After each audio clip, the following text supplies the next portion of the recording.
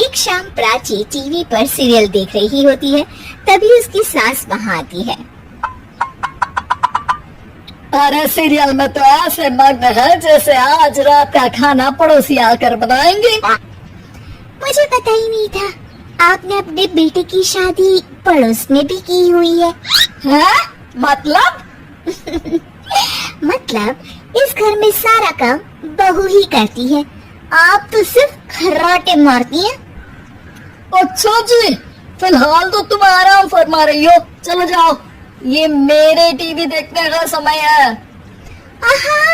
इसलिए मुझे भगाया जा रहा है। सॉरी, अब तो बिल्कुल नहीं जाऊंगी। प्राची की इस बात पर दोनों सास बहू के बीच टीवी रिमोट के पीछे बच्चों जैसी छीना झपटी शुरू हो जाती है, जिसके बीच श्लोक भी काम से घर वापस आ जाता है। आज मेरी चूहे बिल्ली की जोड़ी किस बात पर झगड़ रही है? अरे तेरी बीवी मुझे टीवी ही नहीं देखने दे रही। अरे तुम्हारी मम्मी मुझे खाना बनाने के लिए फोर्स कर रही है। अरे वाह, ऐसे बेतुकी रीजन पर तो बच्चे भी झगड़ा नहीं करते। अरे मुझे कुछ मत बोल, सब इसने ये शुरू किया है। हाँ, जैसे आपके बहुत दूध की धूली है ना। अरे बस, दोनों चुप। प्राची जाओ, खाने की तैयारी करो। और माँ तो छोड़ो, तुम्हें क्या बोलूं, शांति से अपना सीरियल देखो। मुझे दोबारा लड़ने की आवाज सुनाई नहीं देनी चाहिए। ऐसा बोलकर श्लोक वहाँ से चला जाता है, जिसके पीछे पीछे प्राची भी कुछ न कुछ बड़बड़ाते हुए रसोई में चली जाती है। हाँ, सासू जी को तो कुछ बोलेंगी ही नहीं, बस मुझ पर ही हुक्म चलता है, खाना बनाओ, जैसे मैं इनके घर में खाना बनाने के लिए आई हूँ। इसी तरह शाम बीतती है और रात को श्लोक और प्राची की सास खाना खाकर सोने चले जाते हैं, लेकिन प्राची गुस्से में कुछ खाए बिना काम में ही लगी रहती है। इस घर में किसी को घंटा फिक्र नहीं पड़ता, मैं खाऊं या भूखी रहूं। प्राची कुछ देर के लिए रसोई से बाहर जाती है और जैसे ही वापस आती है तो वहाँ दूध का भरा ग्लास देखकर हैरान रह जाती है। फिक्र पूरी है, बस दिखाना नहीं है। प्राची दूध पीकर सोने चली जाती है और अगली सुबह एक बार फिर सास बहू का कार्टून नेटवर्क स्टार्ट हो जाता है। ये तुमने ही किया है। अरे अजीब जबरदस्ती है, मैं बोल रही हूँ मैंने कुछ नहीं किया।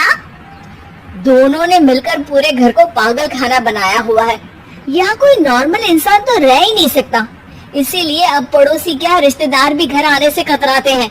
और सुन बेटे, तू भी चंगा, तेरी माँ भी चंगी, तेरी बीवी भी चंगी, रिश्तेदार। हाँ जी, आपको नहीं पता क्या, गंगाधर ही शक्तिमान है, रिश्तेदार ही। हाँ, बस समझ गया। कभी जानवरों जैसे लड़ेंगी तो कभी जुगलबंदी करेंगी। भाई मैं आप दोनों के बीच में नहीं फंसना चाहता।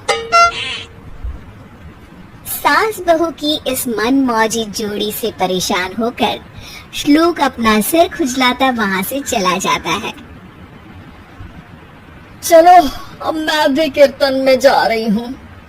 इस पर जैसे ही सास कमरे में अपना पर्स लेने जाती है तो वहाँ नाश्ते की प्लेट रखी देख मुस्कुराने लगती है और नाश्ता करके घर से बाहर निकलते हुए कुछ पैसे टेबल पर रख जाती है, जिसके कुछ देर बाद सिलेंडर वाला घर आता है। पूरी मैया, मैं सिलेंडर के बारे में तो बिल्कुल भूल ही गई थी। घर खर्च के सारे पैसे भी मम्मी के पास है और श्लोक से बोला तो उल्टा 4 बात सुनाएंगे। प्राची ये सोच ही रही होती है कि अचानक उसका चेहरा चमक उठता है और वो घर में आकर इधर उधर देखने लगती है। तभी उसकी नजर टेबल पर रखे पैसों पर पड़ती है, जिन्हें वो सिलेंडर वाले को दे देती है। ये सब श्लोक देख लेता है।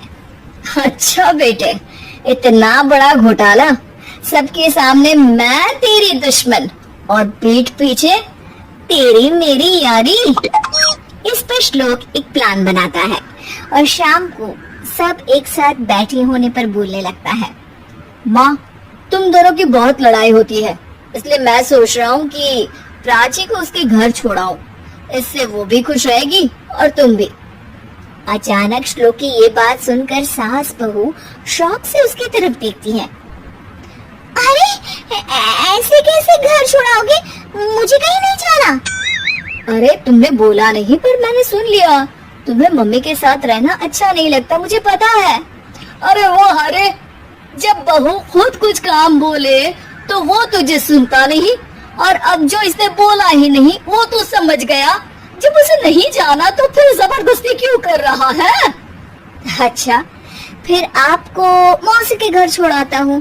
बस अब आप दोनों एक घर में एक छत के नीचे नहीं रह सकती। मैं इस टॉम एंड जेरी की जोड़ी को और नहीं झेल सकता। हैं? ऐसे कैसे नहीं रह सकते? तुम्हें इतनी दिक्कत है तो तुम्हारा बोरिया बिस्तर पैक कर देती हूँ, लेकिन मम्मी जी कहीं नहीं जाएंगी। बिल्कुल यही सुनना था मुझे। अगर दोनों में इतना ही प्यार है फिर हर वक्त ये लड़ाई का नाटक क्यों करती हो? देखा मैंने कैसे माँ किचन में दूध रखती है और तुम उनके लिए कमरे में नाश्ता रखती हो, और कैसे वो पहले ही तुम्हारी दिक्कत समझकर घर में पैसे रखकर बाहर जाती है। अरे भाई इतना ड्रामा तो डेली सोप में भी नहीं होता जितना तुम दोनों ने इस घर में फैलाया हुआ है।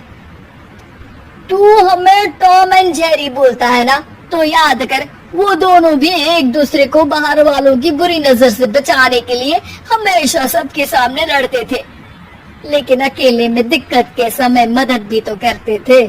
बस हमारा रिश्ता भी कुछ ऐसा ही है। और वैसे भी अगर सास बहू में तू मैं नहीं होती तो दुनिया वालों को कहानियाँ कैसे मिलेंगी?